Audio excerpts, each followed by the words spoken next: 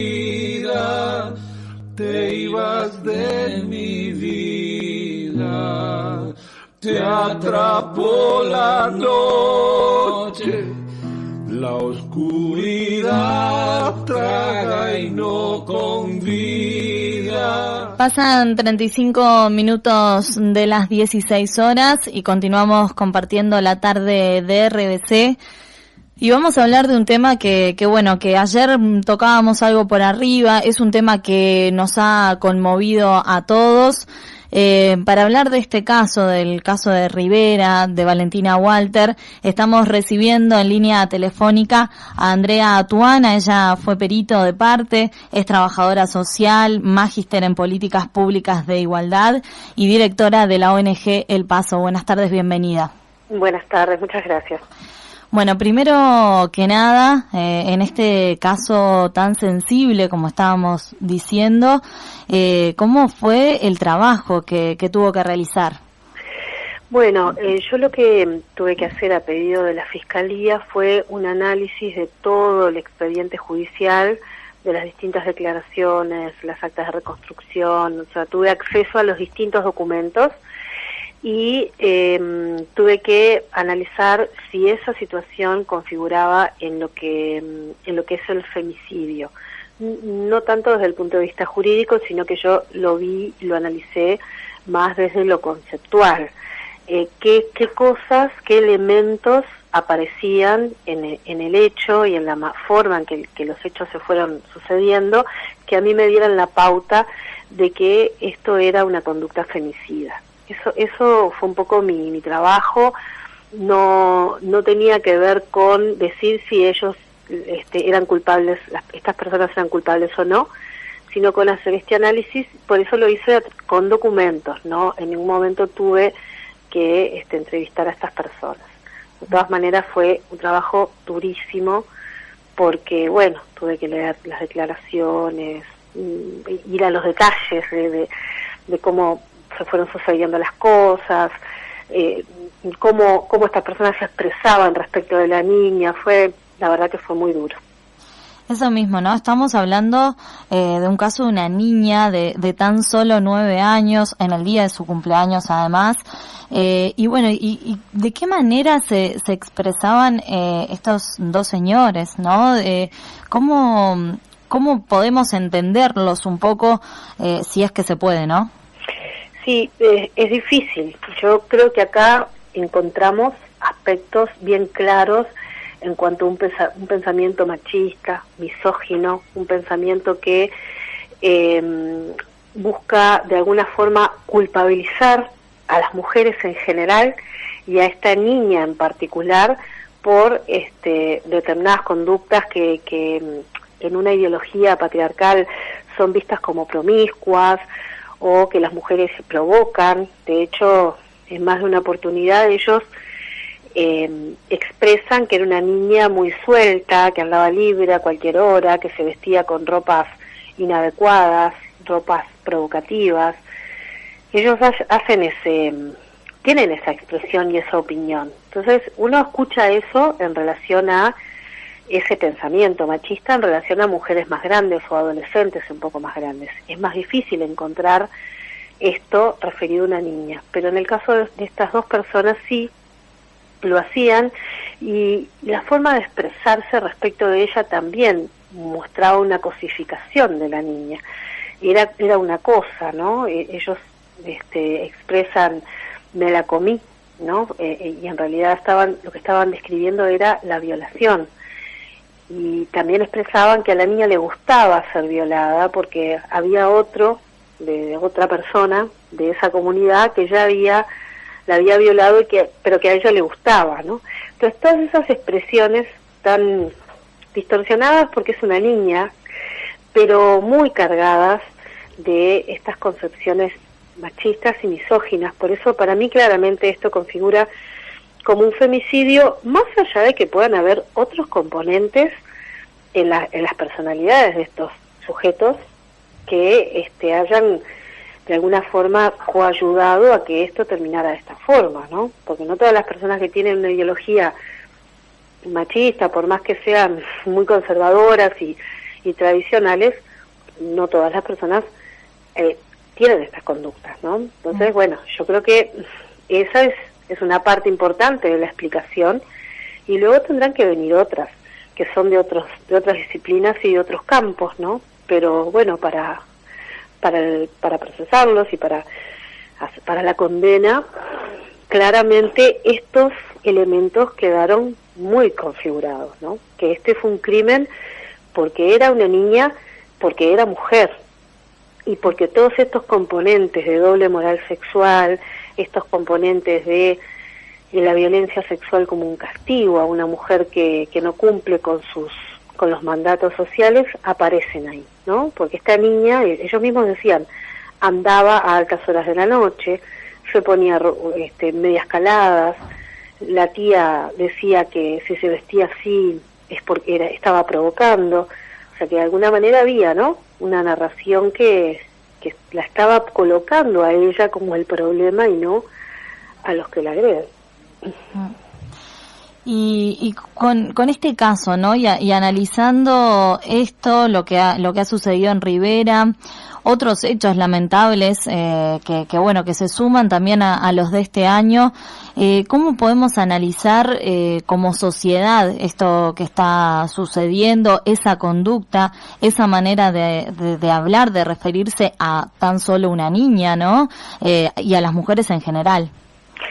Yo creo que hay un tema que no hemos querido mirar como sociedad y que hemos estado de alguna forma bastante dormidos y dormidas, o que no hemos querido vincular o le hemos querido quitar importancia. Justamente tiene que ver con cómo vamos creciendo, cómo nos vamos construyendo como varones y como mujeres en una sociedad que tiene determinados mandatos para los varones y determinados mandatos para las mujeres. No estamos analizando eso, no estamos tratando, por lo menos en una generalidad lo digo, ¿no? Por supuesto que hemos avanzado mucho y hay gente que es muy crítica con estos modelos, estos estereotipos, ¿no?, de lo que es ser varón y ser mujer, y a su vez también tenemos una lucha muy fuerte por entender que no solamente existen varones y mujeres en esta sociedad, sino que hay otras identidades también, tan válidas como el ser varón o mujer, ¿no? Estoy hablando de personas transexuales, travestis, transgénero. Creo que nos cuesta mucho como sociedad aceptar que un varón también es tan válido, un varón heterosexual como un varón homosexual. Y eso no son aspectos que la sociedad realmente haya avanzado y tenga un discurso y un posicionamiento en igualdad de derechos, pero también en igualdad de valoraciones, ¿no? Parece que somos una sociedad que tiene altos índices de discriminación y que el machismo tiene una vigencia, lamentablemente, pero tiene una vigencia muy fuerte y muy importante. Entonces es ahí donde tenemos que empezar a trabajar, en la cotidiana, en la vida cotidiana de cada uno y cada una de nosotras. ¿Cómo reproducimos ese machismo, esa doble moral, ese enjuiciamiento y condena a las mujeres que hacen un uso de su libertad sexual, digamos, cruzando determinados límites? ¿Cómo estamos permanentemente promoviendo que los varones sean viriles, machos y que nos quedemos tranquilos de que no vayan a salir homosexuales? Los chistes que se hacen, las presiones que se hacen con los niños, ¿no?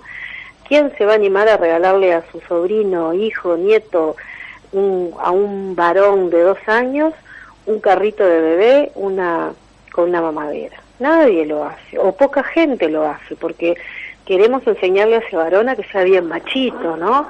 Que no vaya a salir afeminado.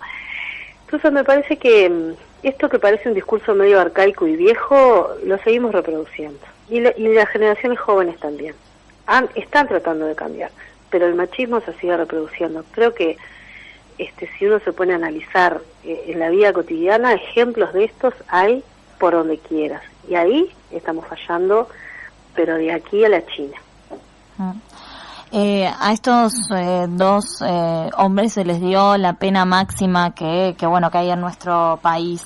Cuando hablamos de después, ¿no?, luego de 45 años, ¿se puede decir que se recuperan, que se van a recuperar en la prisión? La verdad que no lo sé. no lo sé si estas personas se recuperarían sin prisión, con prisión y tratamiento, sin prisión y tratamiento. La verdad que no lo sé. Lo poco que sabemos de otras experiencias a nivel internacional es que los grados de recuperación suceden, pero que son muy bajos, ¿no? O sea, hay cierto éxito en las rehabilitaciones de ofensores sexuales, pero son bastante pequeños. Yo creo que la apuesta es a que el ser humano pueda, obviamente, transformarse siempre, ¿no? Y mejorar. En este caso concreto y particular, realmente no lo sé. ¿Qué será del futuro de estas dos personas? Lo que sí sé es que ellos no podían estar libres acechando a otros niños y niñas, como el caso, por ejemplo, del asesino de Brisa, que ya había abusado sexualmente de otras personas, de otros niños, y que estaba libre, ¿no? Y que por estar en esa circunstancia, Brisa hoy no está entre nosotros. Entonces eso es algo que es inadmisible. ¿Habría que alertar de estos comportamientos?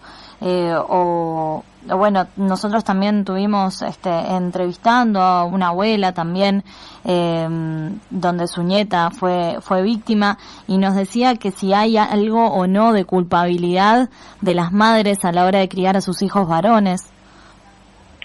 Yo creo que no es la responsable de criar a los hijos varones, que la crianza de los hijos varones es del padre y de la madre, en el caso de que sean una pareja heterosexual, o de ambos padres o ambas madres, o de la familia que los críe, ¿no? Porque hoy por hoy no podemos pensar que los niños son criados solamente por sus mamás o por sus papás.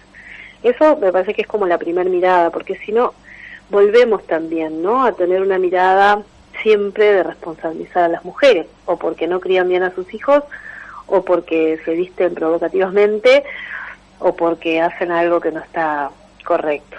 Ahora, la sociedad, toda la sociedad, somos responsables de la crianza de los varones, somos responsables de que los varones terminen ejerciendo esto, claro que sí. Pero este es un tema educativo, no es un tema biológico, de un problema que haya algo malo en la genética, ¿no? Puede haber algún caso, pero no es la mayoría. Entonces yo creo que sí, que es responsabilidad de la sociedad, de mujeres, de varones, porque no solamente educamos adentro de casa, también fuera de casa, también en la escuela, también en el medio de comunicación, también en el barrio, ¿no? Entonces me parece que somos responsables, sí, madres, padres, quienes criamos niños, un pediatra que nunca toca este tema con sus pacientes pequeños, ¿no? Tiene que también poder trabajar estos temas y poder hablar con sus pacientes y decir que nadie tiene derecho a tocarles el cuerpo, y que a su vez a un paciente adolescente, ¿no?, que como varón no tiene derecho a violentar a una persona, que el no significa no. O sea, me parece que tenemos que empezar a educar en esos sentidos, y no decirle a la chiquilina: no te pongas esa ropa, porque si salís con ese escote después no te vengas a quejar si alguien te mete la mano, ¿no? O ¿por qué fuiste a la casa del tipo? Ahora no te quejes, ni salgas diciendo que te violó, si vos te emborrachaste y fuiste, ¿no? Esa es la mentalidad nuestra en este país, que también está en todos lados del mundo, ¿no? Basta ver lo que pasó en España con el caso de la manada, sí. Esa justificación tremenda de una violación masiva que hicieron con una chiquilina, ¿no? Entonces me parece que estamos fallando mucho como sociedad en esto, sin lugar a dudas, y que la responsabilidad es de todos y cada uno de nosotros, varones y mujeres, y que hay que identidades. Y tendremos que poner estos temas más en la sociedad, ¿no? Hacernos parte cada uno de lo que nos toca, de lo responsable que somos. Sí, y sabes que también que este tema sea un tema de agenda y de importancia, porque si hubiesen habido, ahora hablando de los femicidios, ¿no?, en general, no solamente como este caso, sino los femicidios en circunstancias de pareja, expareja, si hubiesen habido el año pasado 30 asesinados en el fútbol, yo no sé el revuelo que sería este país, desde el presidente de la República en adelante, los empresarios, no todo el mundo estaría revolucionado buscando qué soluciones, cómo hacemos, ¿no? Hablando de este tema, colocando este tema como primera plana. Sin embargo, matan 30 mujeres y bueno, ¿viste? Es un tema que está, que ahí va y ahí va, y se le da cobertura, pero no se le da la importancia que tiene el tema, ¿no? Entonces me parece que eso también habla de una sociedad que no quiere ver esto, que no quiere darle prioridad a esto, y que la prioridad la pone en otros lados. Entonces me parece que también por ahí hay que hacer mucho. Andrea, no sé si queda algo por agregar. Nosotros de acá agradecerle un montón este contacto y como siempre estamos a las órdenes. Yo les agradezco mucho la posibilidad porque creo que está bueno que hablar de estos temas y que habla del compromiso también de ustedes de poder dar un poquito de análisis a esto que está pasando y bueno, y contribuir a que ojalá esto no vuelva a pasar, ¿no? Eso es lo que deseamos fervientemente, así que nada, gracias y a las órdenes. Totalmente, muchísimas